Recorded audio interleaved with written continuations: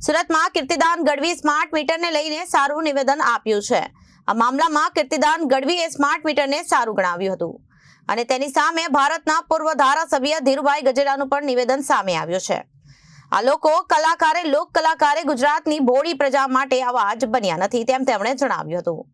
સુરતમાં કીર્તિદાન ગઢવીએ સ્માર્ટ મીટરને લઈ આપેલ નિવેદન મામલામાં કીર્તિદાન ગઢવીએ સ્માર્ટ મીટરને ગણાવ્યું હતું સારું। તેની સામે સુરતના પૂર્વ ધારાસભ્ય ધીરુ ગજેરાનું નિવેદન પણ સામે આવ્યું છે। આ લોકો કલાકારે ગુજરાતની બોડી પ્રજા માટે અવાજ બન્યા નથી। પ્રજાએ તેમને એક લોક સાહિત્યકાર બનાવ્યા છે। પ્રજાનો અવાજ બનાવને બદલે સરકારની ભાથાઈ કરવી અને આરોગ્ય છે। ધીરુ ગજેરા પ્રજાની પડખે ઉભા રહેવું જોઈએ, સરકારની દલાલી કરવી એ અયોગ્ય છે તેમ તેમણે જણાવ્યું હતું।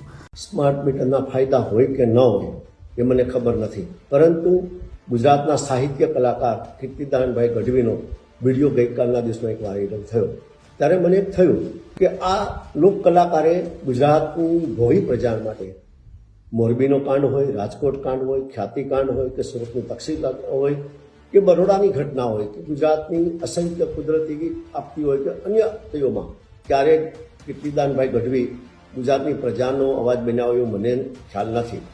જેથી કરીને હું કીર્તિદાનભાઈ ગઢવીને હું વિનંતી કરું છું, પ્રજાએ તમને એક સાહિત્યકાર બનાવ્યા છે અને પ્રજાનો અવાજ બનવાને બદલે માત્ર સરકારની ભાઠાઈ કરવી એ ખરેખર અયોગ્ય મને દેખાય છે। પ્રજાનો અવાજ બનવો જોઈએ, પ્રજાની પડખે ઊભું રહેવું જોઈએ।